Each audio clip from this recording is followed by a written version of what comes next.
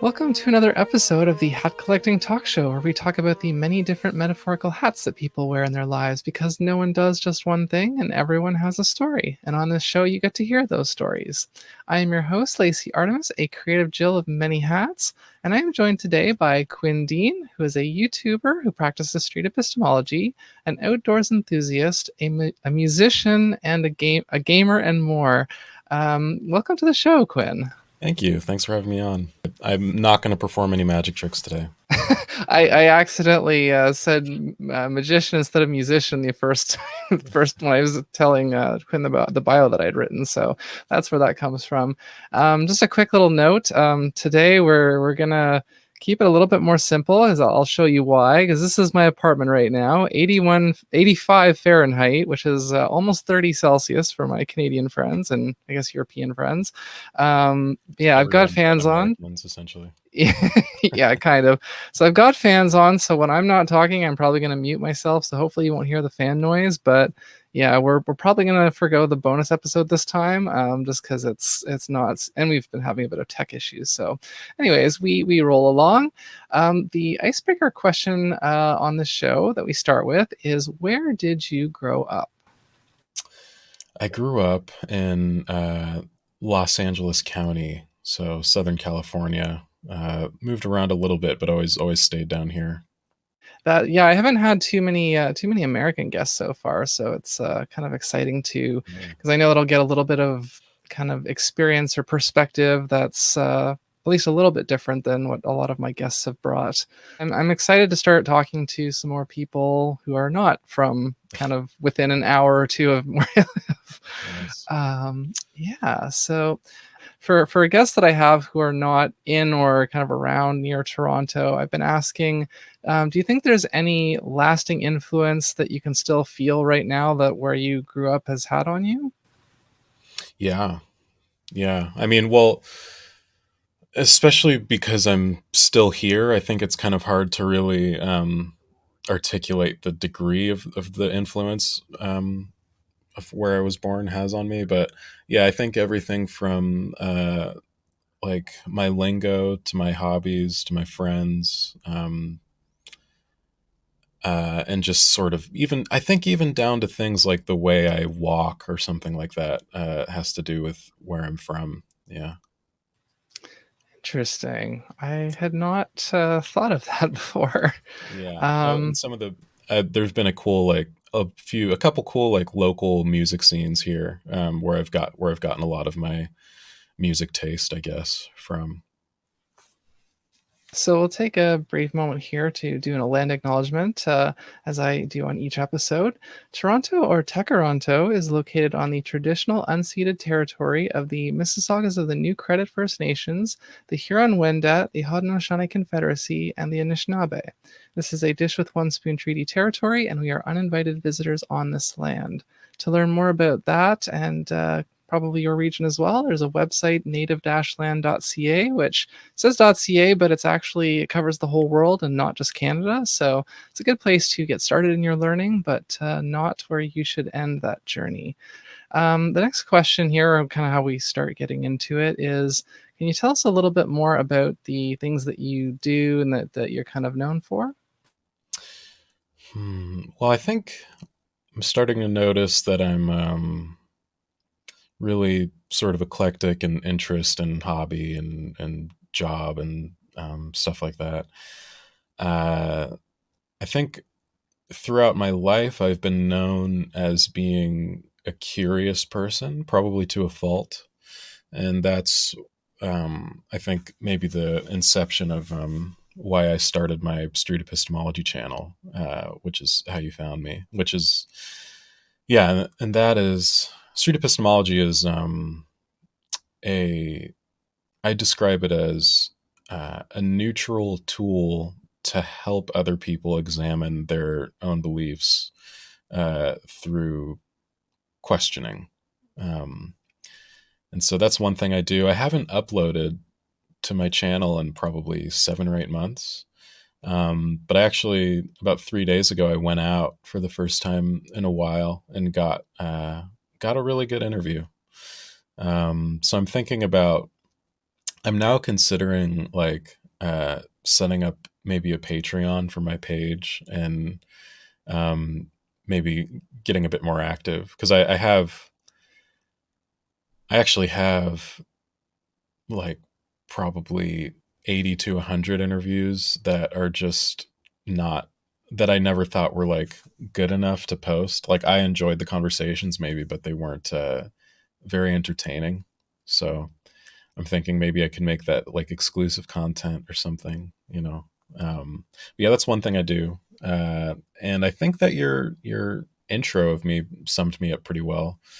I like music and video games.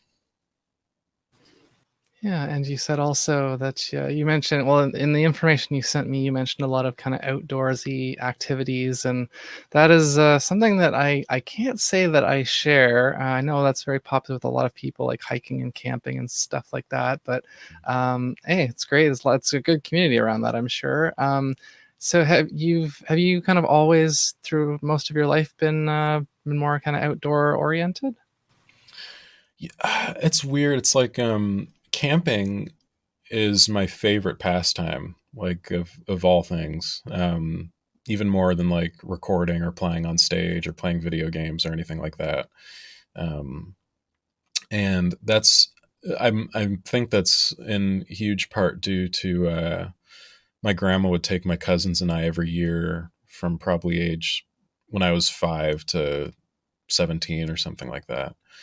We went every summer to a different campground, usually around here in California, like Sequoia and all that kind of stuff. Um, and yeah, I mean, what the reason why I say it's weird is because I think I spend most of my time indoors, and I would consider myself an introvert. But going out into nature, especially for prolonged amounts of time, is like a very special, rejuvenating experience for me. Hmm. Yeah, I've heard a lot of my friends of mine who similarly enjoy the outdoors. They have similar things to say about it, and I have my moments. I do like sometimes to go to like a park, and once a year usually I try to just go and, like, as they say, actually like wiggle your toes in the grass and just Mm. actually directly feel nature against your skin. Yeah. I How think does that they're feel? Do you enjoy that? Or um Yeah, I mean, like I said, I don't do it nearly often enough. That's a combination of either usually being too busy or, not prioritizing it or not living near enough to kind of a good green space. But yeah, I mean, um, that notion of going and feeling the grass on your toes and stuff. I think um, it's just super important in today's society. I hate saying that word or that phrase, but like today, I just feel very. I think more and more, I keep noticing that my phone reminds me of how much time I've spent on it, and it's like right now it's at like 11 or 12 hours a day. Like I really look at my phone just way too much, and a lot of that is because I fall asleep to YouTube videos. But uh, it's just that time of sort of resetting and just being in nature is something that I just find. Uh, I forget how much I crave it until I'm there. And then it's always nice, like after a few days of camping, to come back home and like have the comforts of air conditioning and showers and all that kind of stuff too. It makes me grateful for those sorts of things. yeah, definitely. Yeah, and is there anything else kind of from your list of stuff that you want to just briefly talk about how you kind like how did you figure out that you liked kind of music and games? Music. I think my mom was really into cool music when I was younger. She like even when I was in the womb, she was listening to like My Bloody Valentine, Nirvana, and all that kind of stuff. And then when I was really young, one of my first memories is like having a my mom and I having like dance parties to the B-52s. And so she was just always listening to really cool stuff, and that kind of got me started into it. And And then my dad actually taught me how to play guitar when I was 6 or 7.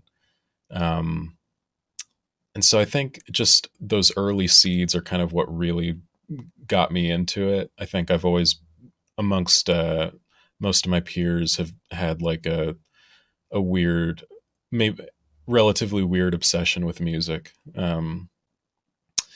In games, I don't know.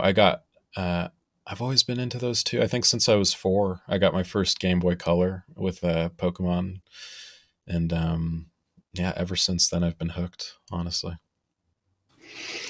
Yeah, very very nice. Yeah, I'm into several of the same. Like I'm also a YouTuber. I'm also sometimes a musician. I've gotten back into gaming more recently, so we're kind of on the same page with a bunch of things, which is a pretty common thing for me and my guests. Mm. It might have something to do with like, I've been pondering this about whether what is it an ADHD thing? Is my just this generation? Is it there's lots of possible explanations. I like to ask about misconceptions because there's always something that we can learn about something that we don't that either myself or my audience or all of us can learn about something we don't know as much about. What would you say in your experience is one of the maybe the biggest misconception about street epistemology or maybe even philosophy more broadly, or kind of what you do on YouTube? Well, I think the biggest. I'm not sure I'm qualified to identify any misconceptions with philosophy because there's just I don't even know what conceptions are of it. It's so broad. But as far as street epistemology goes, like people think that because the book where its origins are is it's called a guide to creating atheists or something like that. I haven't read it, but it's a book by Peter Boghossian. And so the book, Street Epistemology very explicitly does have its roots in atheism, and it also sort of sprung from the atheist community. But I think a misconception is that the movement as it is today is purely a method for atheists to deconvert religious folks. Um, it's a misconception in regards to how it's widely being practiced. It's just a neutral tool to help people examine their beliefs. I'm sure that in practice, it's a lot of atheists who are using it still, though much less than in the past, percentage wise. So that's one. Another one is that it's a manipulative tool which uh, makes it so that one person doesn't have to say their beliefs at all.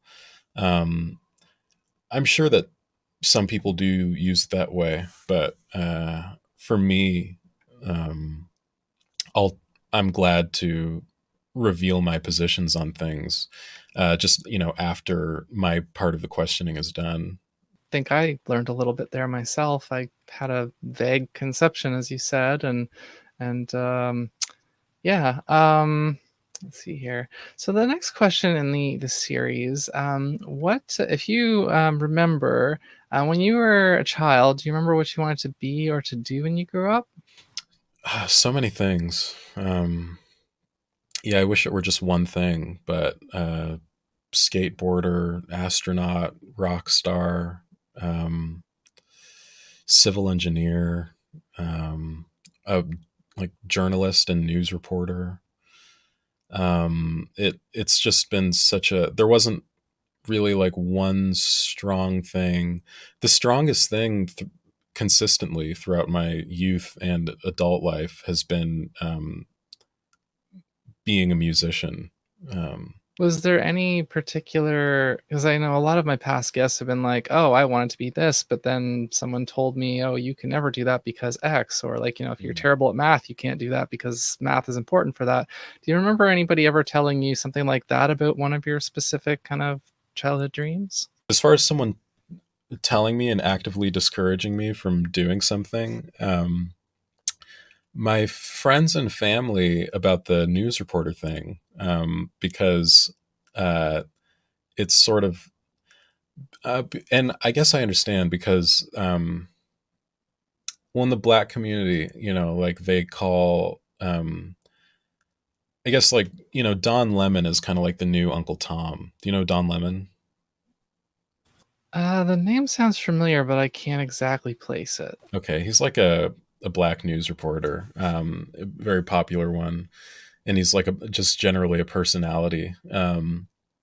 And it's just sort of being like on Channel 4, like on TV news.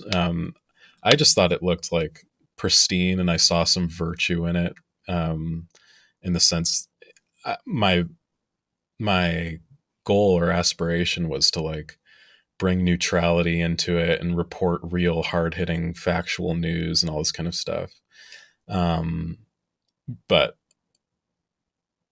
I think that people were sort of concerned that I would become like fake, I guess is the general way to describe it. Um, and yeah, I mean, it was just sort of you want to do that kind of a thing. Um, yeah, I think that's the only discouragement I've gotten in Hmm. regards to an aspiration.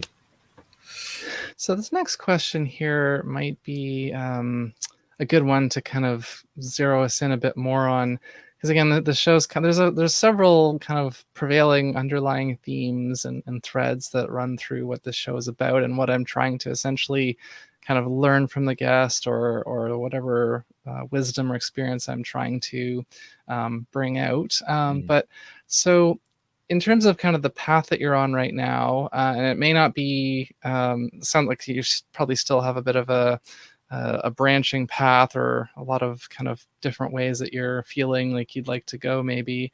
But if I guess maybe with the music, because I know you mentioned in your email that that's still something that's pretty prominent in your life and that you really enjoy. So um, I know you've been doing that your whole life, but so sorry, I'm doing a lot of unnecessary preamble, I think. But I'd like to ask, like, because there's this idea that we're supposed to have our lives figured out by a certain age, and that's often not the case. And so I like to ask, what age do you think that you were at when you kind of got on to your sort of current path, or whatever path you may be on that you want to continue for a little Mm. while, if that makes sense? Wow. It's always, um, it's there's goalposts that I have that have been there for, um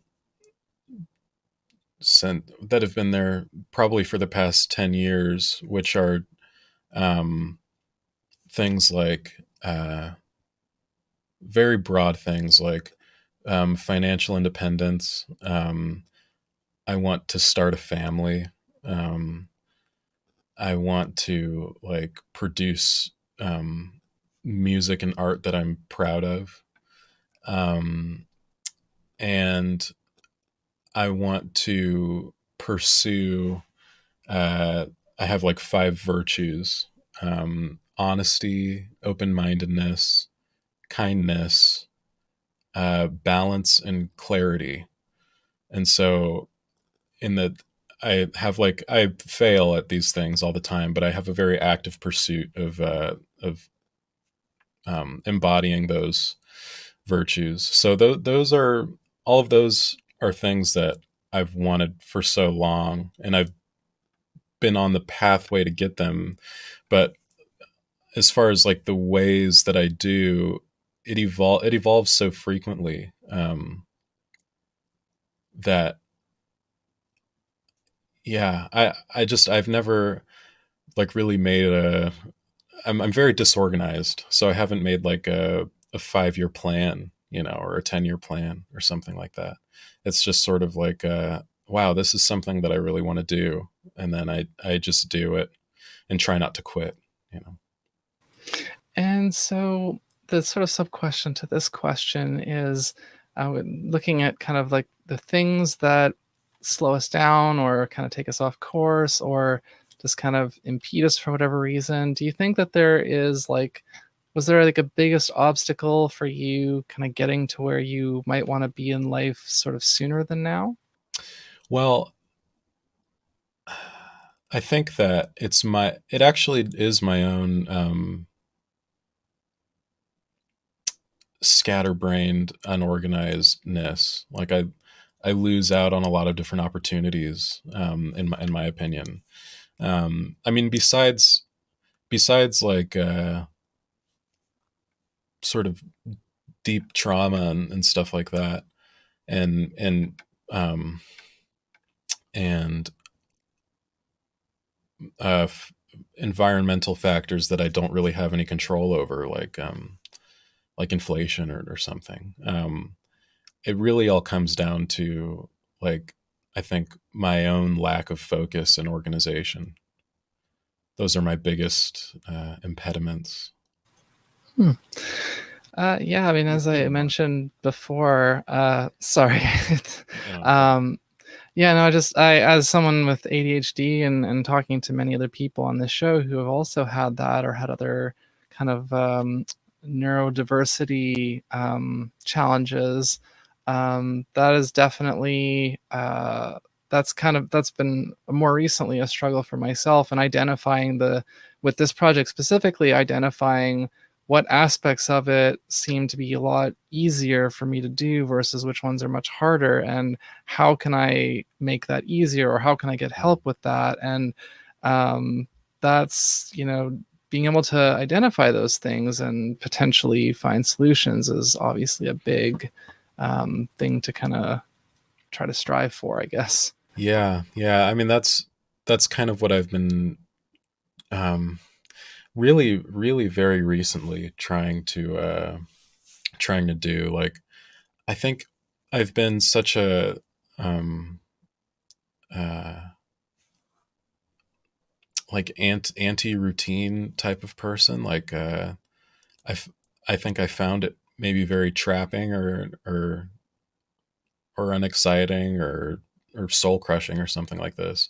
But the more that I'm able to create a routine of doing things that I love doing, or that at least I don't mind doing so much, or whatever pain I go through following such routine, I really understand the benefit or the gain of whatever it is I'm doing. The more I can create something like that, the more it helps me stay focused towards whatever goal I'm heading to. The next question here has to do with the topic of self care. And as I've said on the show many times before, a lot of people think of self care in terms of, being really pampered, really like fancy, expensive sort of things like dinners or gadgets or going to the spa. But I think for kind of our generation and probably even Gen Z as well, that self care is just kind of anything that you do to kind of make your day a little easier or kind of give yourself a little bit of a mood boost. And so I like to ask my guests, what is the last act of self care that you did for yourself, but no matter how small it was?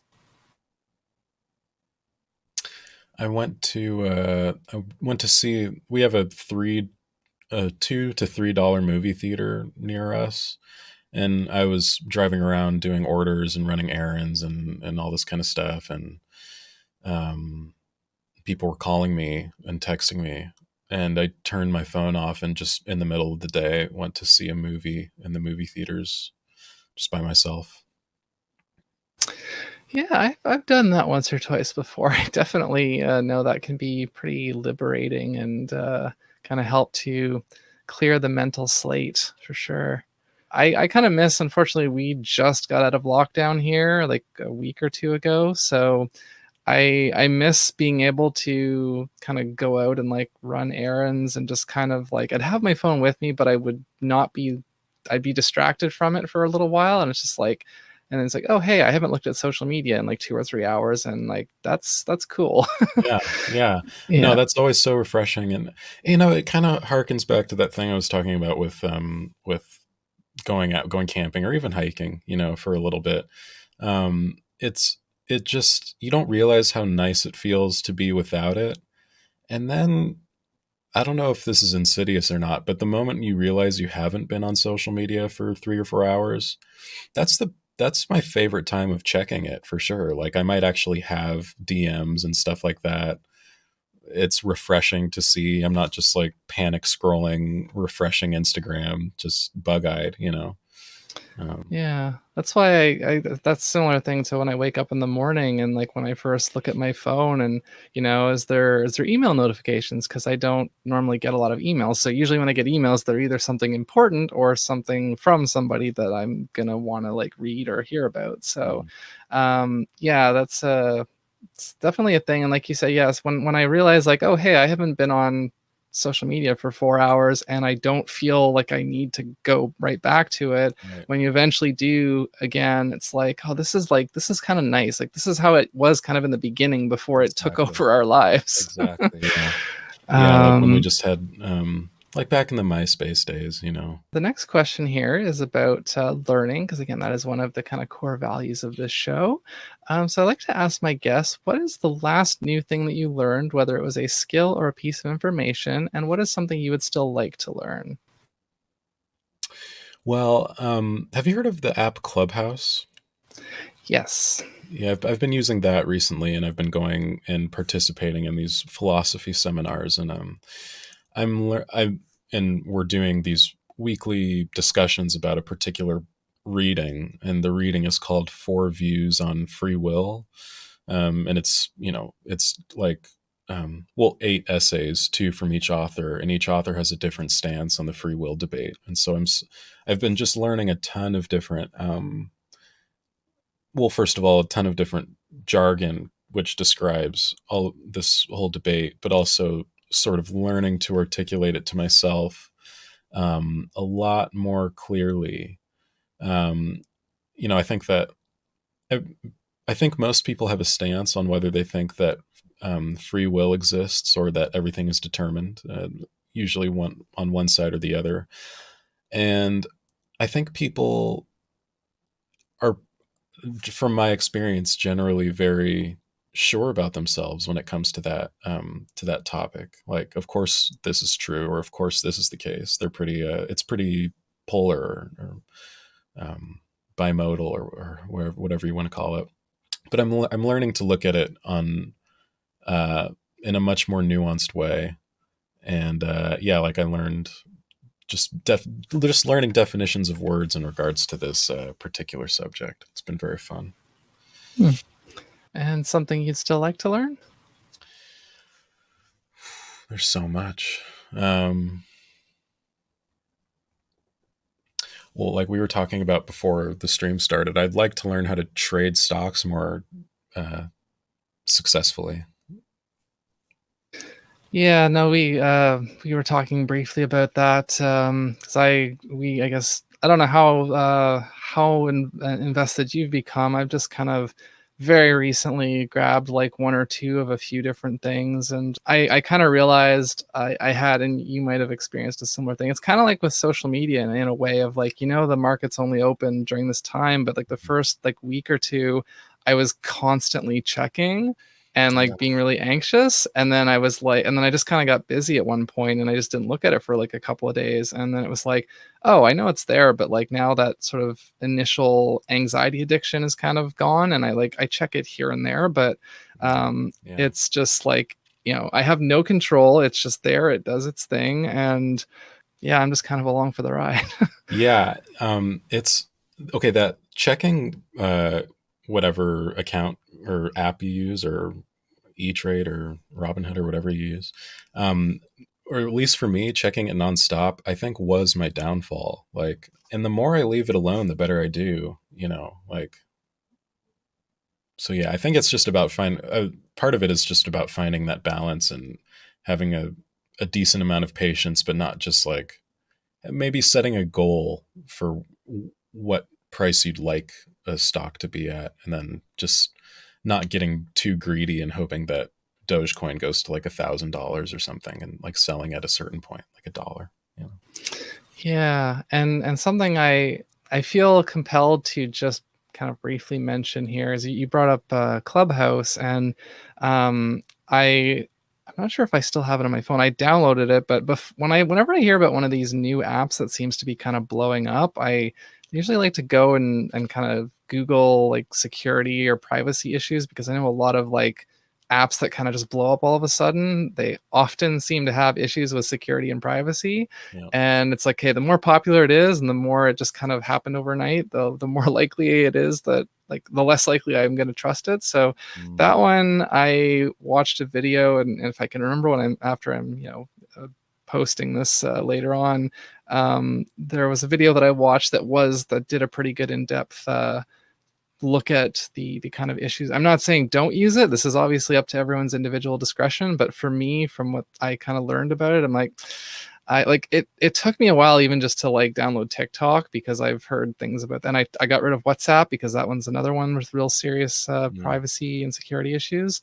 Mm. But it's just something I feel my conscience won't let me just let that sit. I'm like, I want people to know, even if they are like, whatever, I don't care, because most people don't seem to care, and I don't fully understand that, but Right. that's their thing. So but yeah, the person that did that video that I watched, she said that she really liked it and like the idea of it, and that she wanted it to succeed, but that she took it off of her phone after using it for a little while. And Do you it's like I remember was in general, or the basics of what the security issues were, the privacy issues? one of the things I think I remember was that by by registering at all, you have to give it access to your contact list. And then if somebody adds you into the app, then that also like it's sort of so, like you can kind of get your contact information sort of sucked into the app without your consent, depending Mm. on how it's sort of like how your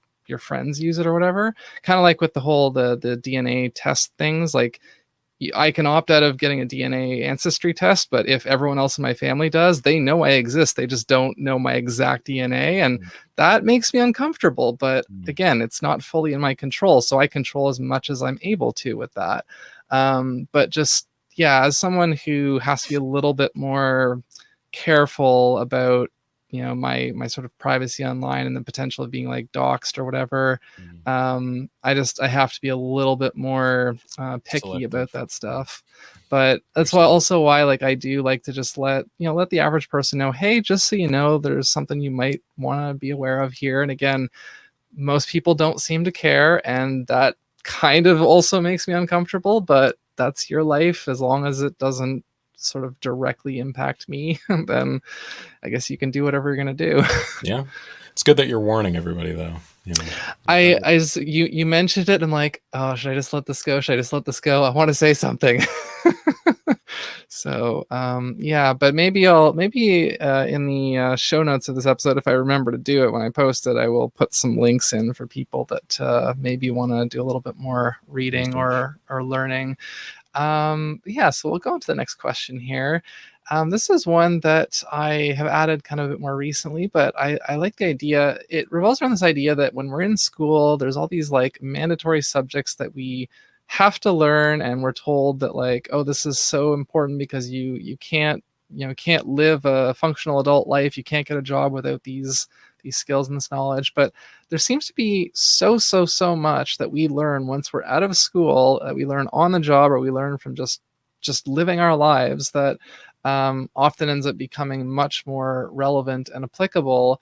And I've heard some cool stories where people have been like, oh, I took this knowledge base or this skill and I used it on this thing, which you would never think would make sense, but it actually turned out to be very useful. And so I've started asking my guest, can you think of an example of a time that you applied like a skill or sort of a knowledge set to something in an unusual way, but that it worked?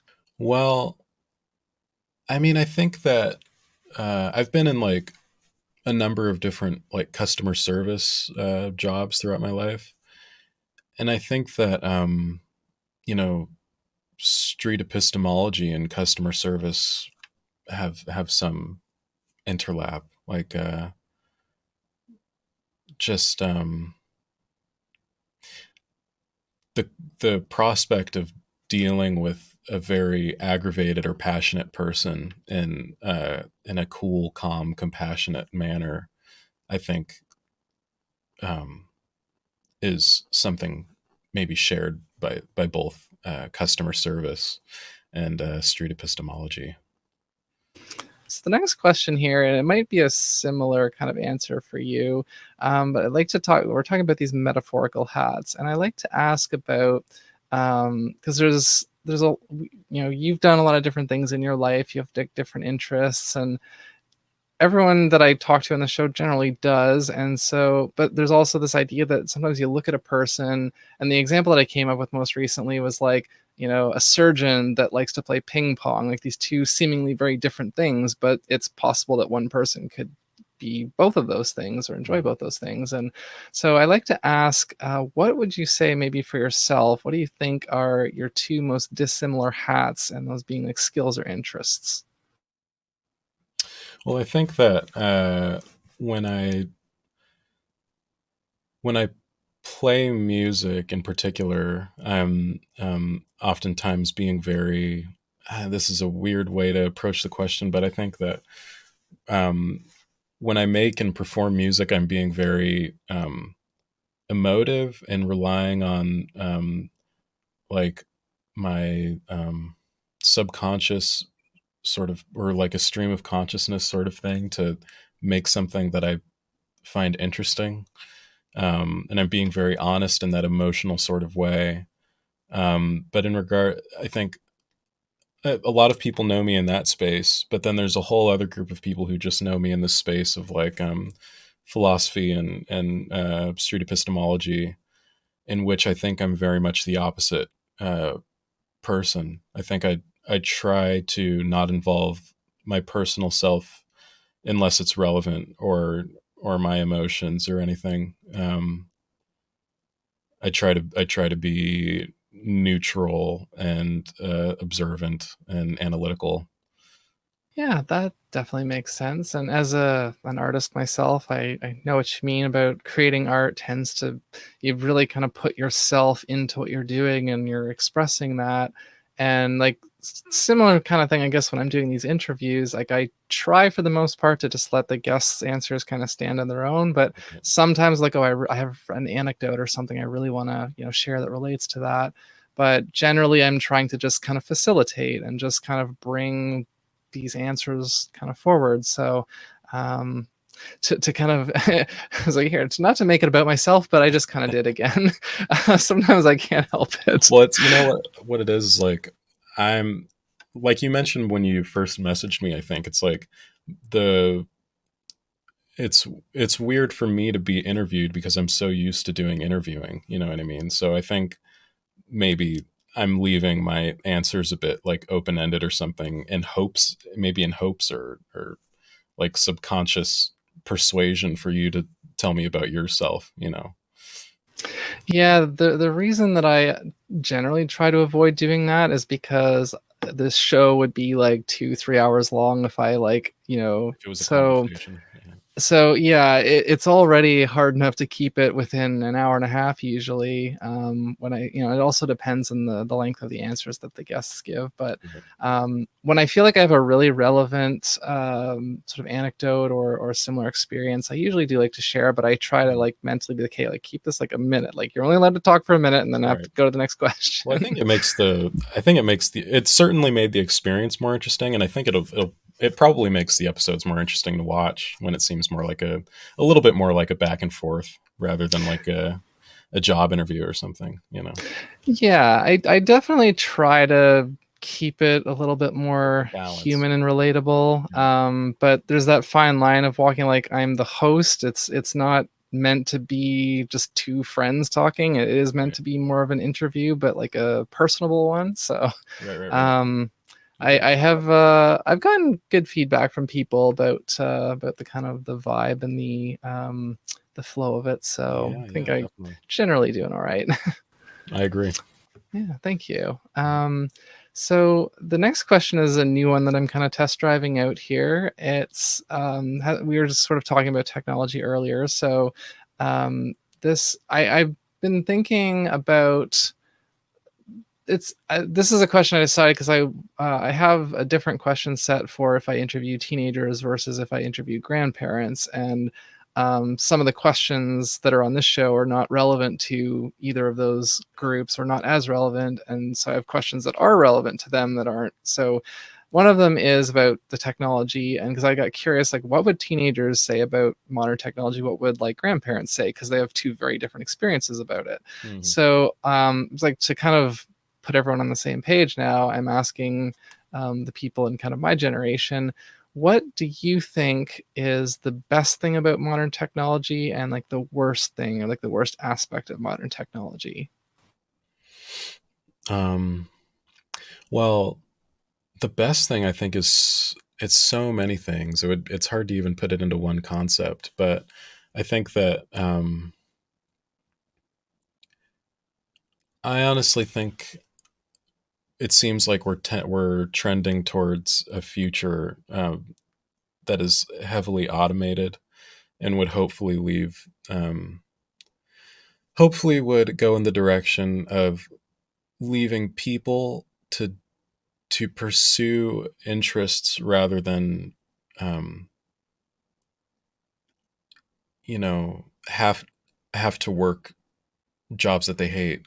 Um, it could go any way. It could go the opposite way of just leaving the impoverished even more impoverished or something. But I think it has the potential to really, well, it already has completely transformed like our the global economy. But I think it's still its full potential is unrealized in that regard.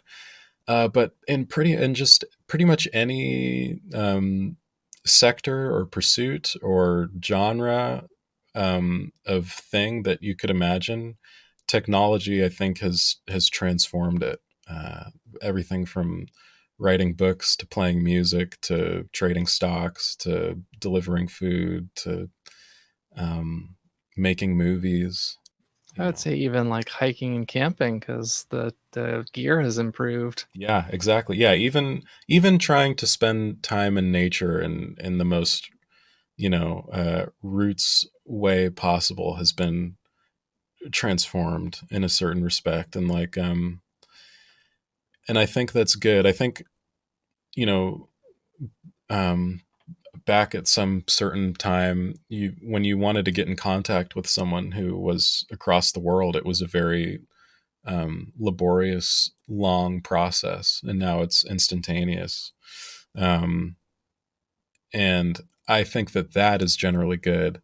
The worst thing I think about technology, there's this adage, I forget exactly how it goes, but it's like strong people create good times, good people create,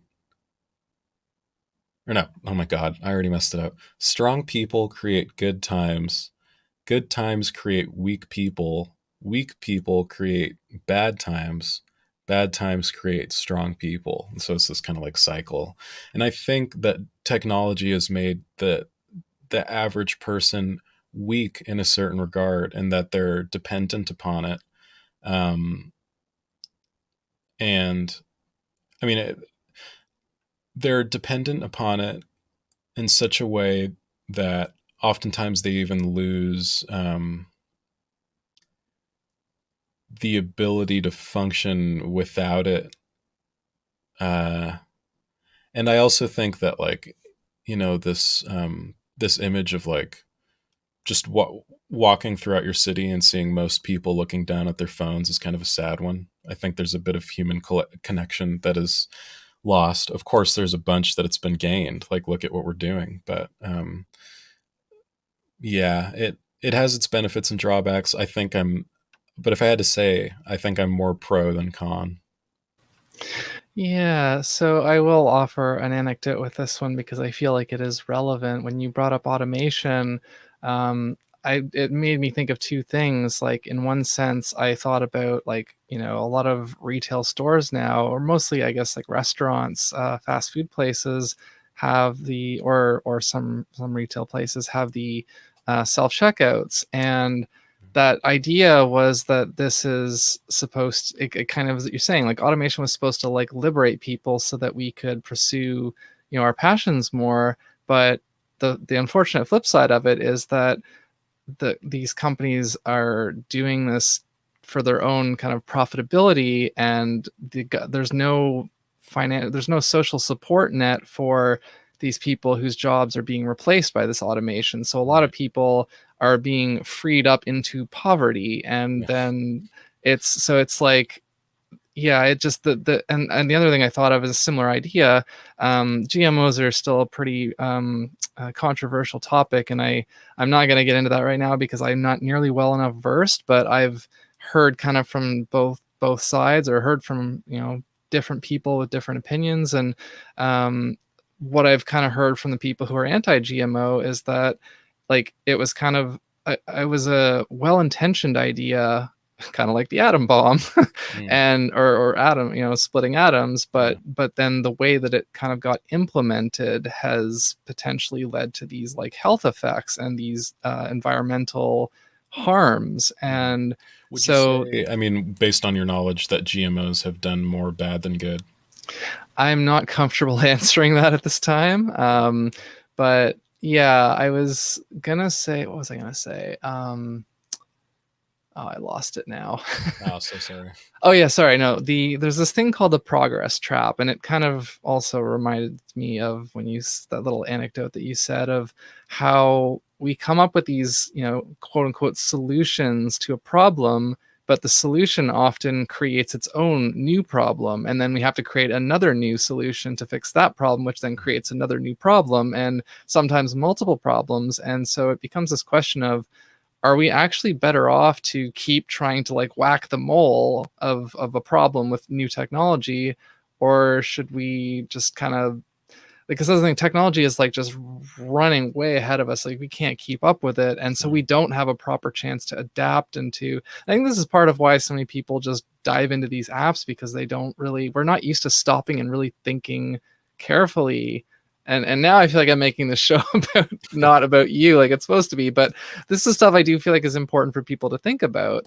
um Agreed. and I guess we're having a bit of a conversation here, but yeah, I think that I wanted to kind of put that those thoughts out, I guess. Another thing that factors into our kind of journeys and our paths and how we get to where we are and how kind of quickly we get there, or how easily, are kind of the close relationships in our life. Because obviously if we, you know, grow up with like really good supportive people around us, we're probably going to get a lot further a lot faster than if we grow up in a, you know, an unsupportive toxic environment, or, you know, maybe get born into a family that's just like really low means. But I've kind of boiled this down to these two concepts I call hype hats and heavy hats. Essentially, hype hats are people that hype you up and encourage you and kind of help you reach your potential, and then heavy hats are kind of the opposite. And so the idea here is to help people learn to identify like what really makes someone truly supportive and kind of helpful and positive in your life, and who is maybe not adding to your life, maybe detracting from it more than you might realize, and how to identify that so that you can have more of the hype hats and less of the heavy hats in your life. So you don't have to name any specific names, but if you can kind of think of an example of a hype hat and a heavy hat in your life and kind of talk briefly about them. Yeah, I think I definitely don't want to name names, but because that would be disastrous for the heavy hat in particular.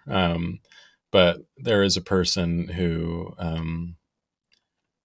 is a hype hat for me,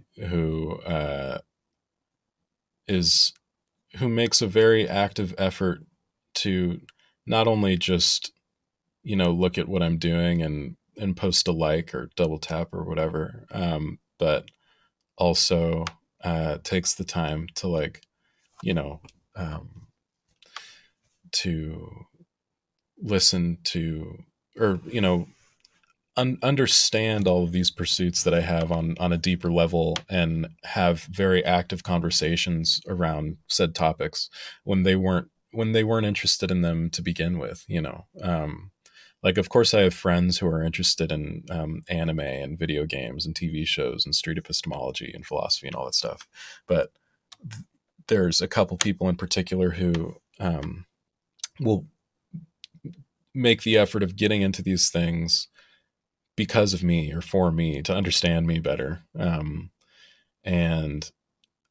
yeah, they're just very supportive, in pretty much all of my pursuits.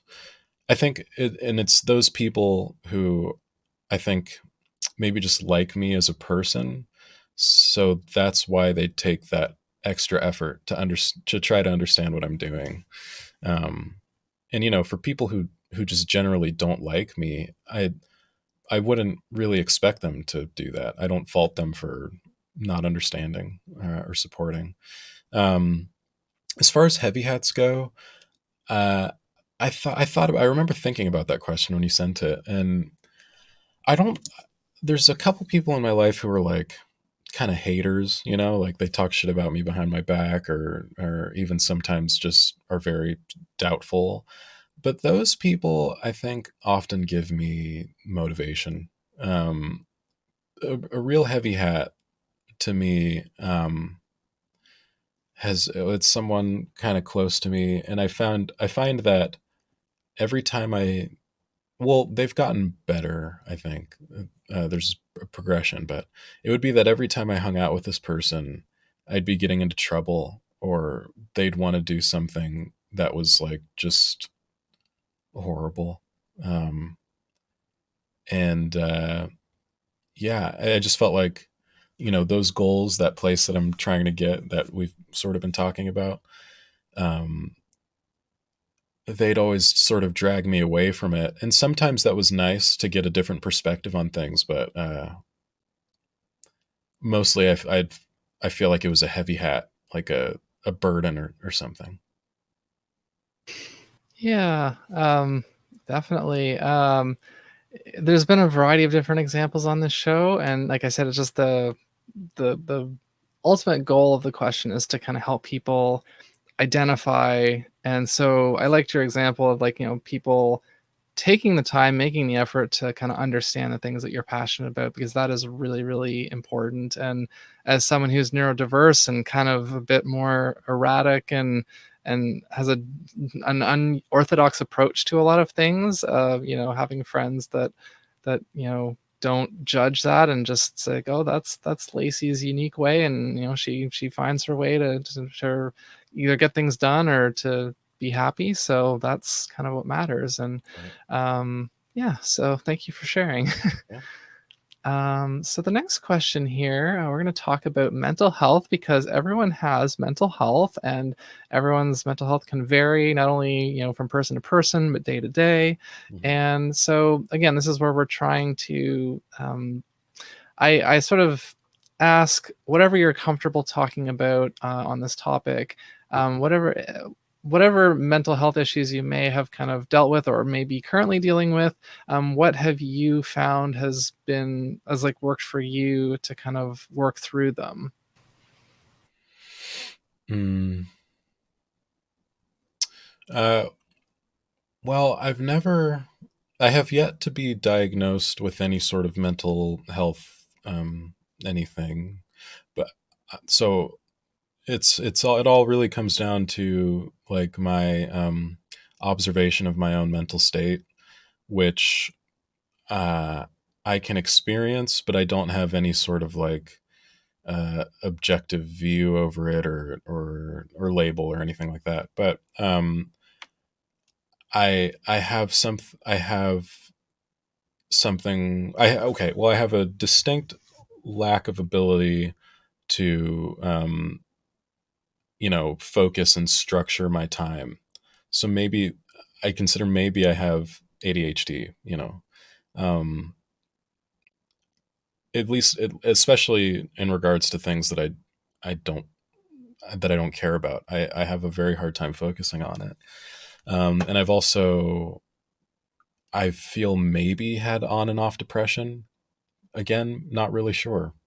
I only have my own experience to go off. But the way that I address both of these things, I guess I've already talked about it, is for the first ailment, um, I I try to think about what I really want. And I keep losing this practice, but just waking up in the morning and writing down what you want for the day, maybe even what you want for the week, or if you're really doing it big 5 years from now, is helpful.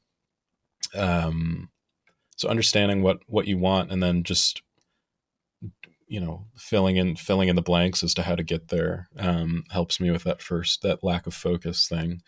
And then the depression, or this, I don't know what it is. It's, don't want to get out of bed kind of feeling, sadness about particular events. It's such a mixture of things that helps me with that particular feeling.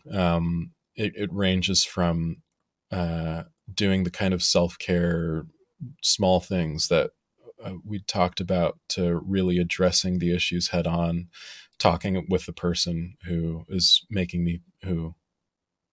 in some way, who's partly caused me to feel the way that I do, or um, you know, going to the gym if I'm feeling like fat or something, or what a yeah. So it really just ranges from treating myself to trying to tackle the problem.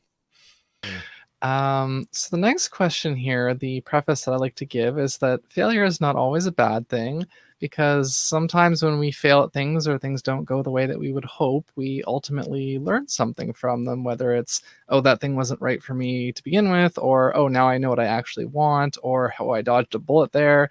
Lots of different possibilities. So I like to ask my guests, what is a notable example in your life that you can think of, that's something that you failed at something, or that something didn't go the way that you had hoped, but you learned something from it? And what was that? Yeah, these are good questions. Um, well, I think just because it's so fresh in my mind, I know you might be getting tired of this topic, but stocks. Every time I lose, I learn. Like why it happened. Um, Learn to read charts a little bit better. I know that's a very not dramatic answer, but that's the one. Yeah, I mean, it's definitely something that kind of forces you to learn a bit more patience. It forces you to kind of understand maybe your like anxiety a bit better, and kind of get that under control a bit more. Yeah. A lot of people have answered, about like breakups or divorces, like relationships ending. Yeah, those Um, two.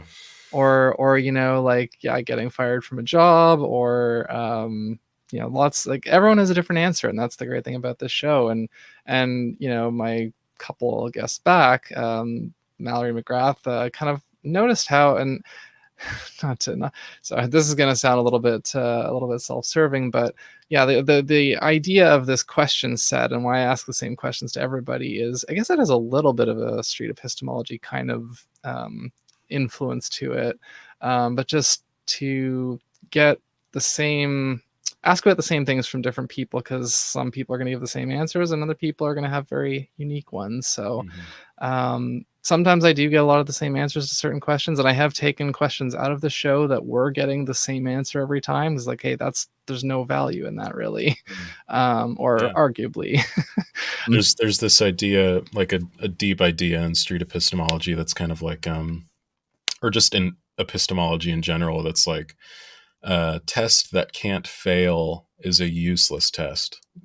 So like, if everybody who takes a particular test, and even especially if they're just scribbling mindlessly, filling in the scantron, and everybody gets an A+, um, the test is useless at that point.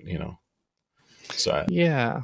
Yeah, and then that's the thing, like, this show has evolved, this is coming close to my 30th episode, and which episode is yeah, this? the show has definitely evolved through that time, and continues to. And I have other ideas for how to kind of expand it, or spin it off a little bit more. So usually on this show, once we get to this point, a lot of advice has kind of come up indirectly, but just in case I have a question right at the end, to make sure that we really consolidate it, and kind of try to like boil it down into something that is a little bit easier to kind of almost put like, on a t-shirt or something. So I ask about advice, but I've chosen to focus it on, I've broken up all of society into three kind of age generation groups, for better or worse. I've got sort of like kids and teens. I've got kind of 30 to 50-ish age people, or I guess more like kind of, actually, sorry, no, more like 20 to 40, I guess. And then kind of like our parents and grandparents age. And so I like to ask the guest, and you can give the same piece of advice to all of these groups, or you can give individual advice to each one if you think that if that's what you want to do. But I like to ask, what advice would you give to a teenager or like a youth? Advice would you give to someone kind of our age? And what advice would you give to like your parent or grandparents' generation? The grandparents one I find most difficult, just, I think for obvious reasons. Like, I have such a relative lack of experience in regards to them, but I think, okay, so for the grandparents, I would say, because I've started to notice this within myself, I would say, don't lose your don't feel like you have to suppress your childlike nature. Like, feel free to explore even with the pressures of society or whatever. And then for the younger people, I would say, I think personally, I just have such a strong affinity to those 5 virtues that I talked about, that I would say, approach life with honesty and kindness and open-mindedness, and balance. Recognize that there's a balance and a nuance to things, and try to be clear. And then to people my age group, I guess I would say both of those things. Yeah, no, that's yeah, that definitely makes sense. And again, this is one of those questions where I do tend to get similar advice for certain groups, and yeah, I very much subscribe to not losing touch with your kind of inner child. And yeah, of course, like open-mindedness, curiosity.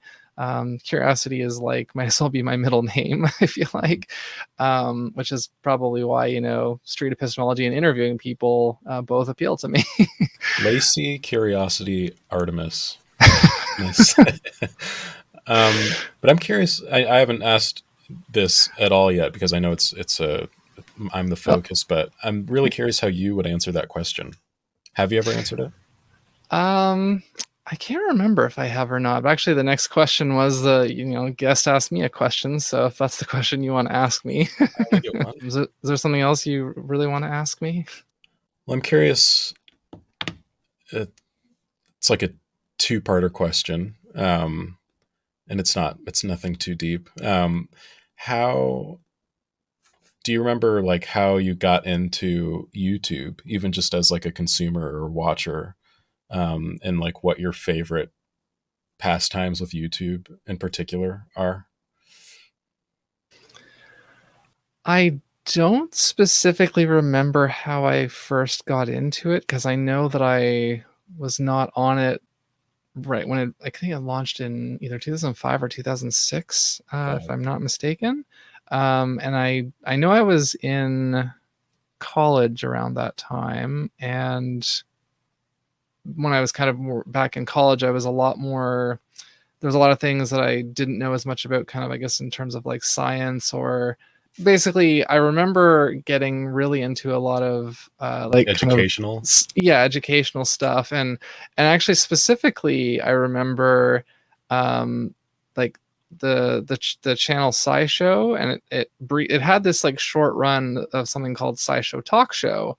And I liked the normal channel, or the normal just the science news and information, but then they would have like experts on, and they would interview them and learn about their specific like field of expertise. And I remember way back when I saw, I was like, man, that looks so fun and so interesting. And like, I really love these episodes and I'd love to do something like that someday. And Mhm. that someday ended up being like, 10 years later, but I got there. And it's just at that time, I didn't,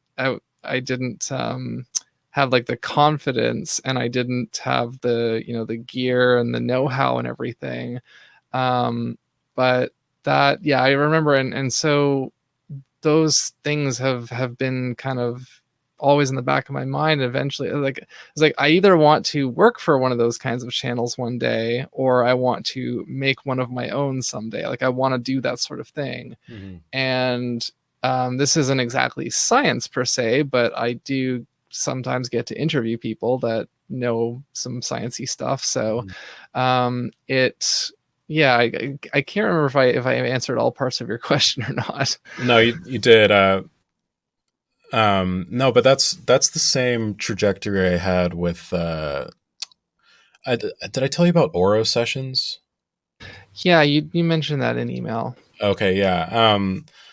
It's I had that same feeling watching like NPR Tiny Music Desk and KXP and Audio Tree and all these like live high quality studio sessions. I just thought they were like the coolest thing ever. Like to be able to see a band in such an intimate environment and also have like a recording studio quality to the session.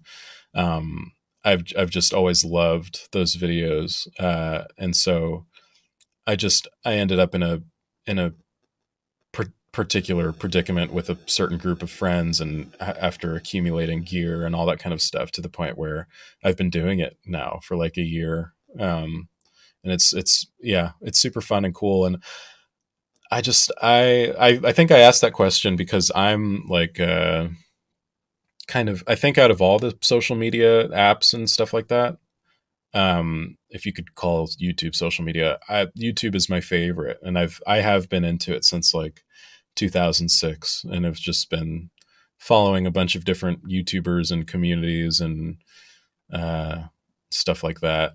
Um, and back in the day, I was kind of a normie. I'd follow like Shane Dawson and stuff like that, But um, yeah, I guess that's why I asked to see kind of, yeah, that was a very illuminating answer.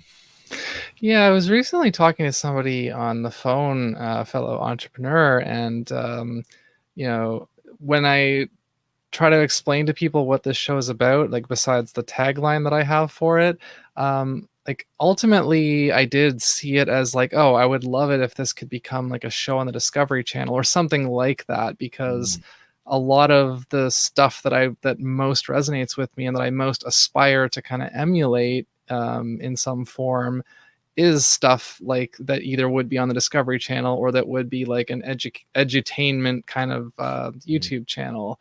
And so like I have this interview, I have the Fascinator mini episodes that I do where we do learn about a specific thing.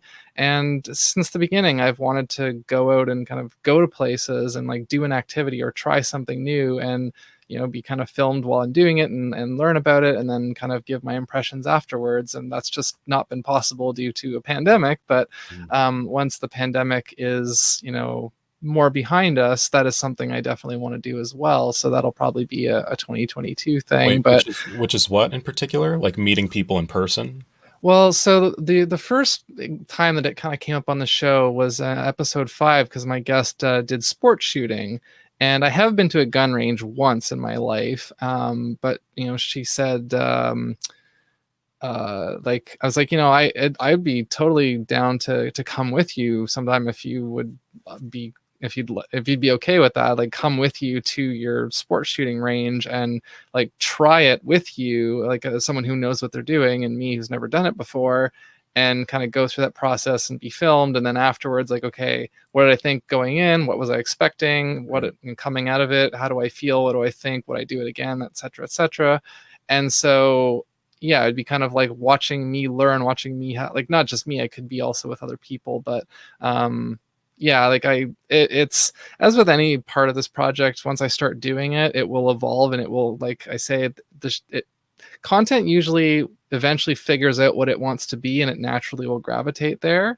So like I started the show originally with the idea to be interviewing other, like multi talent people exclusively, and like entrepreneurs, and like learn, okay, what helps you do all of these things. And I realized like that's not what this needs to be. This needs to be like a more generalized, like learn from people's experience, and find wisdom and lessons and learn new things. And so it naturally kind of gravitated that way. I'm like, well, that's what it was meant to be. That is to say that I believe things are meant to be something. I don't necessarily always believe that, but yeah. That's cool. Yeah. Man, I had one more question, but I only get the one. And also I forgot it. So this is part of the show where I like to give the guest a chance to highlight, are there any charities or causes that you particularly would like to raise awareness of or promote?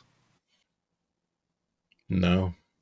Well, on this show, we do support Black Lives Matter, and right now there's a lot of stuff going on with like Indigenous stuff here in Canada. There's very unfortunately been a lot of mass graves being found across Canada at former residential schools, which is really, really unfortunate. So I can put links in the show notes for donating to those causes. Definitely. Because it's like Canada's kind of having its, or at least one of perhaps several reckonings with history that a lot of people didn't want to acknowledge or admit. So yeah, I've been hearing about that mostly through Canadian friends on Clubhouse. Actually, like they've been apparently. The way that a lot of people are describing it is that the way it is to be Black in the United States is like being Native American in Canada, but maybe worse. I can't speak to that in any great depth, unfortunately, but yeah, I can just say it's definitely like this has been a long time coming. And there's a lot of sort of the more progressive people that I know. There's a growing kind of movement and sentiment to cancel Canada Day this year. Like, don't celebrate it. Like this, this community is finally getting kind of the acknowledgement that it's been, the Indigenous communities of the country, and they need to kind of grieve, and so it's not really appropriate to kind of be partying and shooting off fireworks at this time. So yeah, so this now we've come to the plug section. Is there anything anywhere online that people can find you or find things that you've done that you want to share? Besides, I guess, your YouTube channel. I have a link tree. Let me see. It's okay. linktr.ee/QVINN. So it's like my name, but with a V instead of a U. So it's just linktree/Quinn with a V instead of a U. And that will take you to various different like bands that I've been in, our projects, that sessions work that I was talking about. It's called Oro Sessions. And also the Quinn Questions YouTube channel. I also have a link tree, but I have so many links that it's just kind of almost not really worth it. It's just, I just tell people to go to artemiscreates.com because everything's there. But yeah, so hat collecting you can find online at hatcollecting.com. You can find it on social media at hat collecting, currently only on Facebook, Twitter, and Instagram. Of course, my website, artemiscreates.com. I also have a Patreon. And I'm on this website called Odyssey, which is spelled ODYSEE.com. And that's basically like a YouTube alternative that runs on like its own native cryptocurrency. So it's kind of an interesting thing where like on YouTube, you have to have a certain number of followers and a certain number of watch time before they will let you monetize. And then you have other issues there. Odyssey, you can start going, like there's a lot of, unfortunately, there's a lot of like right-wing content on there, a lot of like kind of anarcho-capitalist stuff on there right now, but but there, Veritasium's on there. Veritasium's very what was I say, like a reputable thing, and there's some other stuff. So, but yeah, you can go on there and you can like directly support creators that you like, if you want to. So that's crazy. You start monetizing at like 1 view. Sort of like you can get tips like from day one. If I joined there with like a really big built-in audience, then I'm sure that would probably happen, but I'm still pretty new. I'm still growing my audience, so I haven't gotten anything like that yet, but I'm trying to talk about it a bit more and get the word out a bit more so that maybe more people will go and check it out. And yeah, I have music, I have a book, I have designs and merch. Those are all, you can find all of those on my website. Again, patreon.com/artemiscreates to support this and my other stuff that I do. I'm on Twitch. I just actually streamed again last night for the first time in a few weeks, and I'm hoping to get back into that more regularly again because it's pretty fun. And if you're listening to this as the podcast, the audio podcast, if you don't mind taking a minute to leave a review and a rating on iTunes, that would help as well. And yeah, I'll put an overlay on the screen kind of with all this stuff, just make it a little bit easier, but all my links are in the description as well. And yeah, for audience participation, I like to ask at the end of each episode, if you are watching on YouTube or Odyssey and you want to leave a comment, please tell me your favorite thing that you learned this episode, or your favorite just thing that we talked about, or favorite idea, whatever. Just leave a comment and let me know what you thought, what you learned, what you'd like to hear more of maybe. And yeah. Yes, thank you. Like and subscribe. I always forget to say that. Yeah, so this is now the end of the show. We ended off with the traditional hat sign off, which is what I like to call it, and this is where the guest and I both will put on a hat, and we can do this one of two ways. We can either do it at the same time, or one of us can go first, however you want to do it. Let's do it at the same time with like a countdown. Sure. Okay, do you want me to count, or do you want to count? Go ahead, you count. All right. 3, 2, 1, hat. Yeah. This is a dark gray fedora that looks kind of black on the screen, or very, very dark, but yeah. Oh, that's this is the problem. A lot of hats do not stay on top of these headphones for me, which is unfortunate. But yeah, you said it's a lampshade? Yeah. Okay, hey, it works. It sits on your head. That qualifies as a hat, I guess.